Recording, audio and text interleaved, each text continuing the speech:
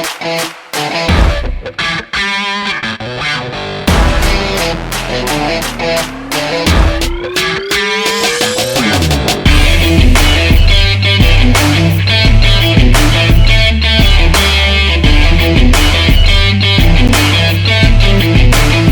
of the all-time greats at Eastern Suburbs Rugby League, Alan Currie, with us. Before we get to Alan, welcome Mike Simpson. How are you, Simo? Good, Berkey. Yep, mirror your sentiments, mate. Good to have Alan on the show. Absolute legend, mate. Me being an East Tigers tragic, it's a real pleasure.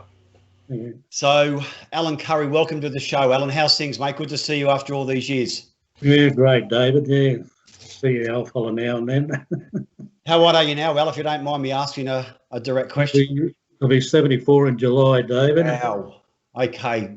Well, mate, we've got a lot to unpack. So what I want to do is maybe pair back to the early days of Alan Currie. What was Alan Currie's childhood like as a kid growing up? Well, believe it or not, I was born over the border, Dave, in Wollumbar, New South Wales. Yeah, 46, yeah. So my family moved up here at an early age to Queensland. My dad got a job on the railway, and so I was about 4 when we moved to Queensland. We lived at Wacol. There were old army huts left over after the war, which they turned into housing commission homes, you know. Did they? And we stayed there for quite a while. Then we moved to Rocklea, which was the same setup, army huts left over after the war. They turned them into housing commissions before we got a house at Holland Park. And it took a while for me to get into league, even though I came from a league family. My dad played New South Country in 1930 from out of Newcastle. Wow. Yeah, so he had a good name on the Tweed, the old dad, yeah. What position was he? Was he a back rower like yourself or somewhere else? He was a centre. Okay. Yeah, so yeah, he played against the old Jack Reed. And I used to, in the early days, have good discussions with old Jack Reed from the Courier Mail. He used to do the footy write-ups and so forth, sit down and have a talk with old Jack, yeah. Remember Jack, he was a good reporter. He was, yeah, good man. And yeah, it's surprising, David, I didn't get into the league till I was about 15. I went to a little school at Holland Park, Seville Road, where they played Aussie rules. So I played Aussie rules, and believe it or not, my first venture onto Langlands Park was training for Cooperoo and Aussie rules. Is that right? It is, yeah. So I played there till under 14s, and I was going home one day. I lived in a bloody league area, you know, and my mates were hassling me, come and play league with us, have a join, you know, join up with us. So I ended up joining with them, and strangely or not, they didn't even have a team. So they got a bloke from the area to coach us, and he ended up getting us jerseys, and we call ourselves the Seville Devils from Seville Road, you know. Fair dinkum. So once you got your taste for league, Alan, that was basically the end of the AFL. You sort of then enjoyed that love of league from there with your mates?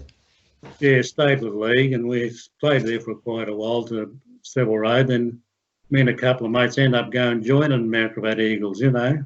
Had a good side, and I don't know if you ever heard of the name Bobby Tronk. I know Bob Tronk. I grew up with his son, Scotty. He was my best mate. Scotty, yeah, got Scotty. And he coached over there, and then got our first understanding of the game, you know, and positional play and so forth through Tronker, you know, so it was quite good. I was about 18 or 19, you know. Okay. And after that, once you got to 20, you had to go down to play with East in the Colts division. So prior to going down there, they had East 1 and 2, which we played against each other. Then I got called up into national service, you know, in 67. Okay. I'm turning 21. We get called into Nasho. So I was away and did recruit training at Singleton. Yep. In New South Wales. And when you go to the army, they play union. So surprisingly, I have into barracks sports, you know, and they picked a team out of that. And I was fortunate enough to get picked in the union side that toured around Maitland and Singleton and that and played against union sides. And in doing so, we ended up going to play in Sydney in a trial game against the Air Force. The Air Force, we played the Air Force, the Navy played the Coppers, you know. Now, Alan, if I can remember vividly as a kid, some of those pre-Origin games with the Army versus the Navy were absolute bashathons. Was it something similar in Union when they used to play against each other? Oh, mate, they were tough hard. You should have seen the police and the cops go at it. The Navy, mate, she was on for young and old, mate. That's funny. Yeah. They were great wars. Some of those early Origin pre-match games used to get there just for the Blues. Yeah, they were great. Yeah. And while I was there, David, it surprised me I got picked in a combined services side, and Army, Air Force, and Navy, and got to play against the All Blacks in North Sydney Oval. Wow! 1968. That was that's when the Mead brothers were playing for New Zealand. You know. Yeah, tough hombres. Yeah, got run over. they had a hell of a side, you know, the All Blacks. So, Alan, what happened? What happened then with the transition after your national service? How long were you at Singleton for? Well, I was there just for recruit training. Then we went to North Head Artillery School, which is at Manly. North Head's Manly. Mm-hmm. Mate, some blokes that have a heart attack going there. The discipline in the school, you know, like you're up every morning polishing your floors, your windows, your brass fittings. And they check you every morning, even the insteps on your dress shoes had to be polished, you know. And they check you every bloody day, you know. So, Alan, as a 21-year-old, how do you think that discipline helped Alan Currie with his football? I think it stayed with me for the rest of my life, you know. With the discipline you get, you know, you learn respect, and discipline is just a great thing. Good morals, aren't they? They are. So you found that discipline really helped your footy career. So getting back to Wacol, how did you then sort of get back to East from there? Well, from there, we were from out of the Wacol, the 1st Field Regiment moved over to Enoggera. And you wouldn't believe it, I was trying to find somewhere to get into a footy side, you know, in the area. And I went over and had a run with South, believe it or not. And just a trial game, you know, and who's coaching was Elton Rasmussen. Oh. He was come back from St. George, you know. Yeah, Elton. Of course. Yeah. I remember him, old Elton, and that didn't sort of work out. So then I went and had a run with Westwell. Barry Muir was coaching them, you know. Thompson and bloody Wayne Stewart and them were playing at the time with them, you know. And it didn't sort of work out, so I ended up going playing with the Normby Hotel because, way on exercise and drills and so forth, So then you went back to East after West didn't work out, correct? Yeah, it worked out. It was 1970 when I went back to East after I finished my services. Okay. I'll throw to Simo in a minute, Alan, but I was watching some YouTube videos last night of some of those East sides in the 70s, Alan. Simo, do you want to take it up from there, mate, about some of those East sides in the 70s and what Alan was a part of? You know, we've got the 72, the 77 and the 78 grand final, all three grand finals that you played a part in. And Berkey and I were just talking about this during the week of how the old Lang Park used to be pre-Broncos. So just take us back to that 72 grand final, mate. I mean, like, what are your memories? Like, do you have the memories still from the dressing sheds walking out? Yeah, I do. We played Valleys also in 71, you know. Yeah. They, you know, the old Mickey Richless, he was there, still there. Marty Scanlon, those guys. Marty Scanlon, yeah, got to know Marty pretty well, nice bloke. Great guy. Yeah. So, people often ask me, I'm just a bloke that goes along to enjoy the game and meet people, you know, and be a part of the team and so forth. But it was a real dust bowl in the 71 and 72, if you remember, by the time it got to September. Yeah. But, just locked into the job you had to do on the day and your positional play, you know, and just went around your business, you know. And, what do you remember about the crowds back then, Al? Like, speaking of that YouTube footage that Berkey was just talking about, the one thing that amazes me was that the fans could come down onto the actual sidelines. There was no security. There was nothing. You could just sit down on the ground. I even saw a German Shepherd dog running on the field. Yeah. Do you still remember those crowds? 77 or 78, there were 38,000 people. As you said, they let people come onto the field. Amazing. And Jeff McDonald, he come up, played fullback with us. Yeah. Have a kick at goal. He had to get him to open it up so he could get a run back, get a run up to have a kick at goal, from the sideline. But yeah, I remember playing. Well, I started off as a 5'8" with these, Yeah. Then I got moved to the centres, then from there to the wing, and I said, this is great. 4 runs a game, 5 tackles. You last forever, Nice, good. Then probably through that defence, I used to come off the wing and I take centres out of play, and hit them, We had a young bloke come up to play with us, young Johnny Atkins. He just got back from England, and one of our centres got hurt and he got promoted to first grade, and he was really worried because he's up against a good centre, And I just can't think of his name. He come up from down New South Wales, so I think Ronnie Raper might have brought him up, and he was around the area. Anyhow, the scrum goes down, the ball comes out, and the centre gets it, and I just come straight off the wing and took him out of play, and old TV said, that's the way to do it. He said, Grassy, he said, give them split vision. They don't know what's going to get there first. You were the ball. Old TV. And old Johnny said, I was all right after that, Grassy. I knew you were looking after me. So, yeah, it was a good experience, Then, Alan, where did the nickname Grassy come from?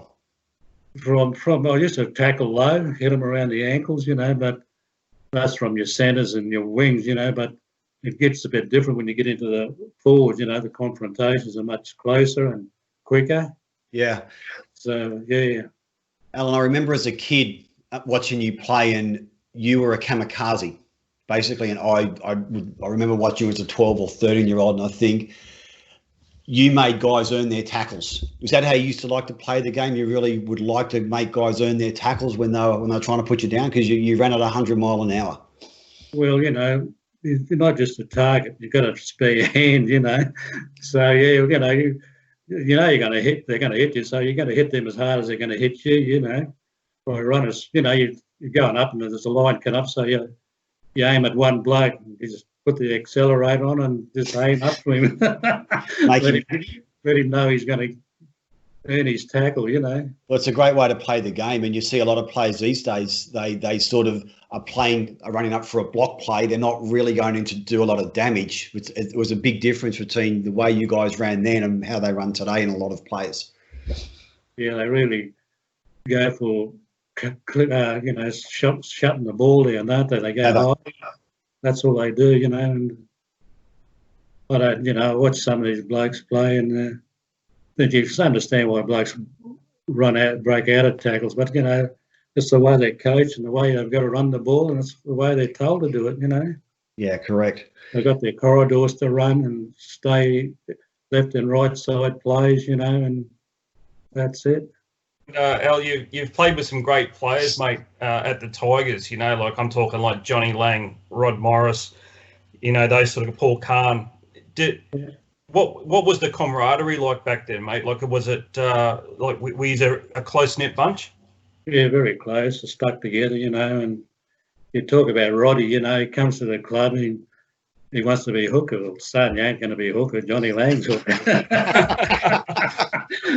So he wants to be second row, It's an interesting story. And second row, well, his brother's a coach and captain, and Jeff Connell, I don't remember him. He was an international. He played for Australia. He was our other second rower, So Roddy makes his way to tight head prop and he kicks the goal, He goes on from there. But he was a bloke that had a plan and he got there and did well.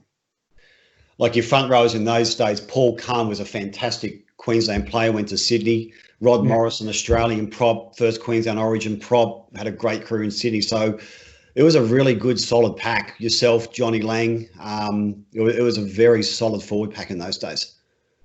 Yeah, well, I first got introduced to bloody lock, bloody.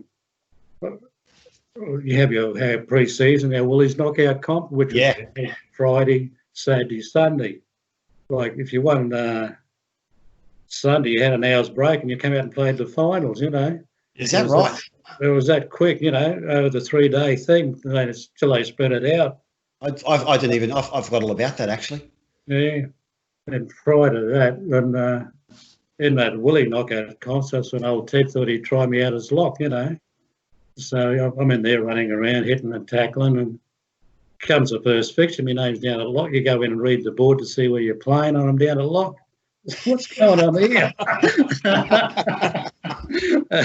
And game was out of Lang Park that week, you know.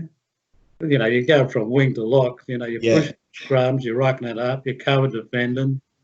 And I'm going off at half time. I said to Langy, I'm gone. I've got nothing left. He said, you get your second. I said, there's no second win. No second win's coming here today, brother. It's all over. Must have took me about 9 weeks to adjust to the work rate, you know.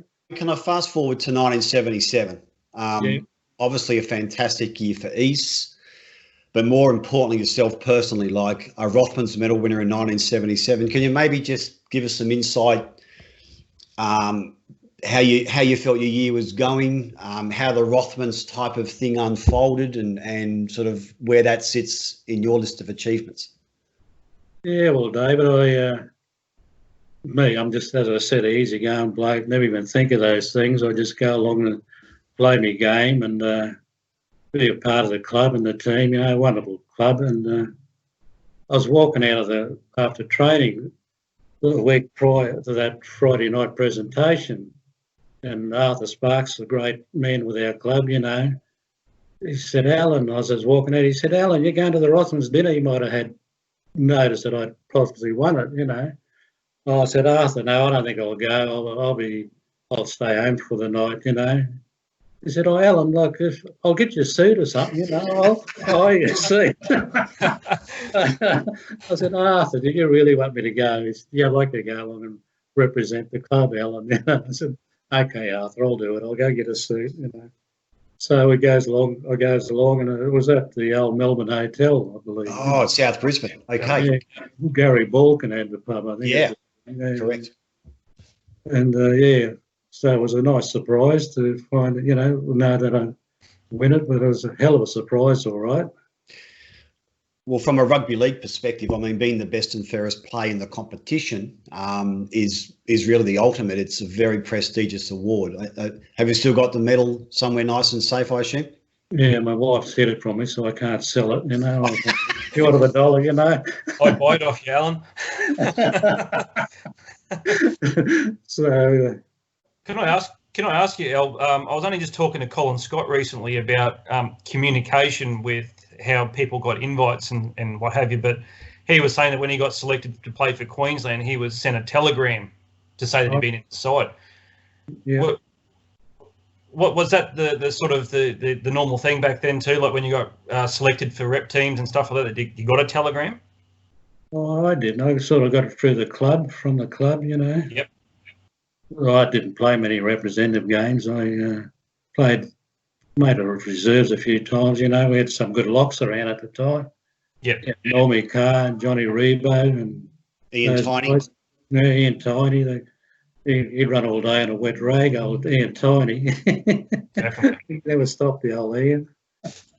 Hey, Alan, fast forwarding to 78. I mean, East were at the peak of their powers in 78. Well, I got suspended after winning a Rothmans medal. I got suspended in 78. We had them in their court, and one of the wingers, I think it might have been Vic Ty, he came to rock one out for him, you know, and sorry, Rick, you shouldn't be in here.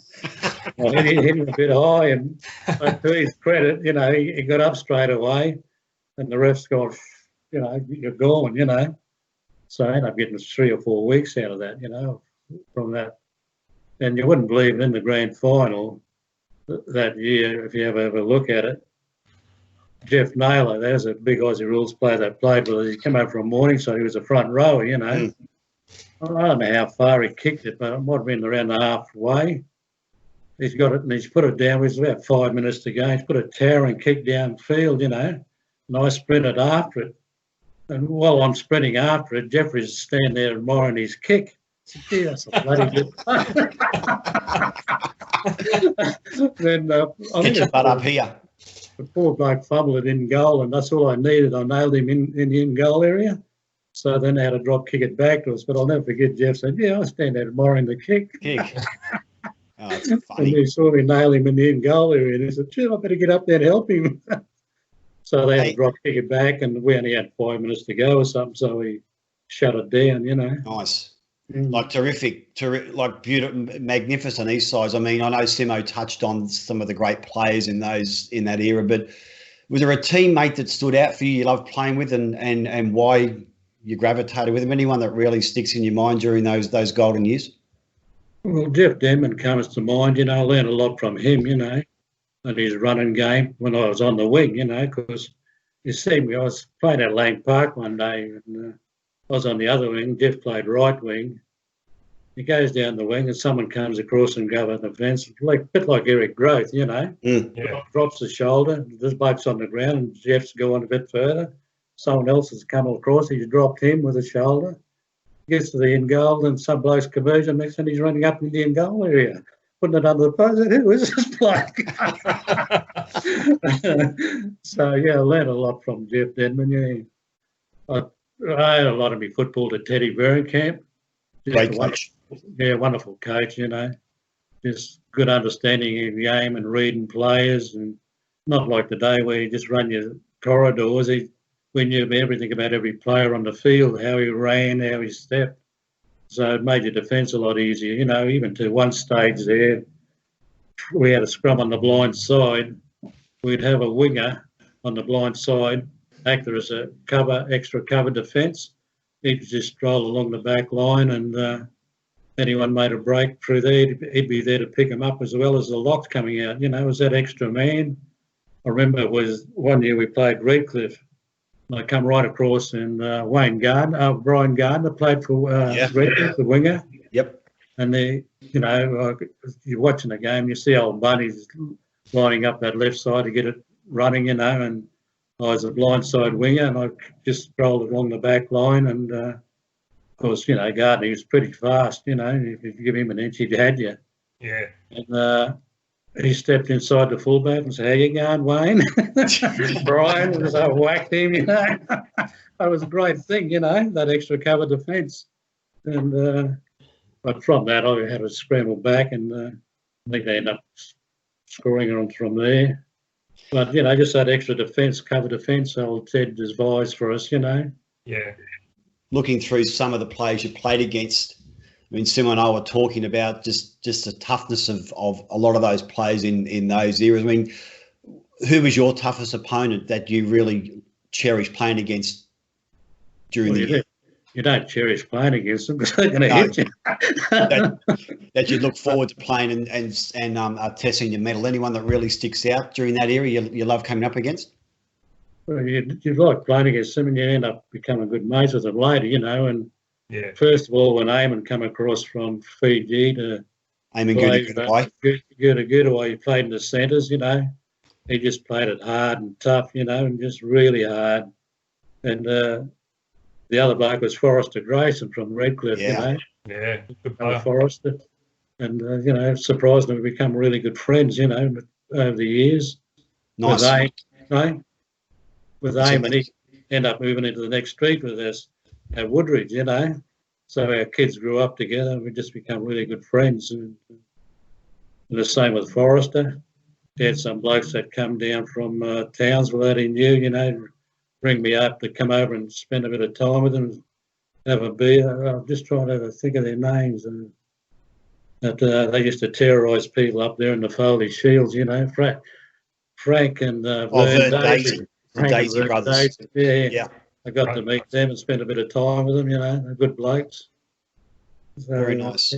Langlands Park, girl. Going back when you were there with the Tigers, what are your memories of the old Langlands Park as you knew it? Mate, you couldn't believe it. You know, fabulous supporters. They just turn out in their droves. They'd be there and barracking for you, you know, and screaming for you, and they just wanted to be every part of the team, you know. And after the games, we'd go into the clubhouse and you get to meet them and mingle with them, and it just made it such a big part of our club, you know. Just wonderful supporters, mate, you know. It was a different era back then, wasn't it? It was. They just turned up and supported you to the bloody hilt, you know. Yeah. We just had such a great club, you know, from doctors, Dr. Nick Conwas and Stan, he's offsider at the time, to, you know, committee people. And, you know, that's why you played so well, you know. Everything was, you know, they put in, you put in, you know. They present you as best they can on the field, so you represent a lot of people. Berkey and I were talking. Berkey and I were just talking recently about those crowds at the at those old BRL games, mate. I mean, we knew that Lang Park always got a crowd, but people didn't realise pre-Broncos of how many people came out to the suburban grounds. Oh, mate, it was just incredible, wasn't it? Yeah, it was. Really loved their rugby, you know. And here's the one strider. If you ever scanned through it, you might have seen it. I got hurt one day. I mean, eldest brother jumped a fence. He was going to go and sort him out. Lines from the police had to grab him. Oh, really? Get him off the field. Alan, can I just fast forward? We spoke, you and I spoke a week or so in prep for the show, and there's now the Alan Currie Medal, which is a wonderful honour for someone like yourself and the Currie family. Can you maybe just let us know and let the viewers know what the Alan Currie Medal stands for, please? Well, with East being involved in the Indigenous round, and they have an Indigenous round at East each year, mm-hmm. And this is how the medal come around, and they rang me and asked me would I be willing to be a part of it and if I could do a medal in my name to present to the East player on the day. And I said, yeah, it'd be a wonderful thing to be a part of. Yeah. Pretty Mr. Gita, Your best on-field sledge going back into days when you were playing, Al, is there one that sticks in your memory? Well, not really, you know. I was going through it and scanning, and I just can't remember, you know. You know what sledges are like. They try to get you off your game. Yeah. You know, while you're trying to get even with them, they play football. Well, old Teddy was too smart for those sort of things, you know. And but I can't remember, you know, people trying to have a go at you. You know, like 90% of the blokes are just fair dinkum blokes out to play a game of football and enjoy the game and compete the same as you. And, you know, you're just great blokes, you know. Yeah, mate. Alan, can I just, I was reading an article last night from Tony Currie in a QRL magazine last year, and Tony Currie was a wonderful Queensland winger, Australian winger, Canterbury Premiership player, West Premiership player, and the regard he has for you and the impact that you've had on his life, and I'm thinking other people's lives as well. I'll just read you a little bit what he said. You may not have seen the article. He says, my uncle Alan, who I regard as my mentor, I tried to emulate everything Alan did. He won the Rothmans Gold Medal as I did. He won a premiership with East. I won one with West. He married his childhood sweetheart, and so did I. My life mirrored his. Like they're powerful words. It's wonderful to have impact. A lot's talking about Mentors Day and role models, but you've really had a massive impact for Tony. Yeah, I'm fortunate to have some wonderful nephews. He's been I've known him, you know, since he was a kid, knocked around with him, and just thinks so much of me. He just, it's quite marvellous, you know, and we're still keeping in contact with each other quite well, and he called in and had a cup of tea with us yesterday on his way home from the coast, and but yeah, just a great kid, you know, and he's had a goal in his life where he wanted to go and what he wanted to do, and just a little bit of direction here and there. He's just a wonderful kid, you know. Nice. Yeah. Do you still keep in contact with a lot of your East players? Do you still see them around at reunions and so on? Well, I say to people, I wish the train line went right past East so I could hop on it and briefly hop off and go there. But I'm quite fortunate. My daughter, you know, if I go, she'll drop me there and pick me up. But sometimes I just like to take the train ride, you know, from Beenleigh and get off up Dutton Park there and walk up the hill and get a cab over to East and walk into the clubhouse and catch up with some of the people in their private games, and probably only do it twice or 3 times a year if I'm lucky, you know. Yeah. Last time I went, Langy was there after his old mischievous self. You know. I caught up with him, you know, and was that day they had the Alan Currie medal, you know, and Fantastic. and that was quite a good day. It's great that you still keep in contact and you don't forget where you come from, Al, because I suppose in essence this is the reason why Berkey and I are doing this show, is to remember players like you, because there was really nothing out there to remember the good times that that the BRL had back then, and players such as yourself. So for you to still keep going back there to where it all started for you, it's a testament to yourself, and that you haven't forgotten where you come from, mate. And I think that's a really very important thing in the history of the game. It is, yeah, just wonderful to catch up with people. Even still, the old supporters still go down. It's good to catch up with them. They still really like reminiscing about the old days and the games that were played at Langlands. You couldn't, as you said, you've been to them games and the old home games. You couldn't bloody move, could you? Just the wonderful supporters that turned up to support their teams and their club, and to catch up with them later in the clubhouse was just great. Yeah, it was a real family day at those suburban grounds. It was a passion to get there for C grade, through to the end of A grade, back into the club. It was a wonderful time in a lot of people's lives. Alan, look, we want to wrap it up here, mate. But look, on behalf of myself and Mike and all the BRL tragics who love watching you play, you've left an indelible mark. Rothman's medal, 3 premierships, a wonderful, rich life. We really want to thank you for your time today, Alan. It's really much appreciated. Yes, David. Thanks for having me, mate. Mike, it's been great to do it with his mate. Thanks, Alan. Take care. Absolutely. Pleasure to speak with you, Alan. Take care. Bye-bye. Bye-bye. See you, mate.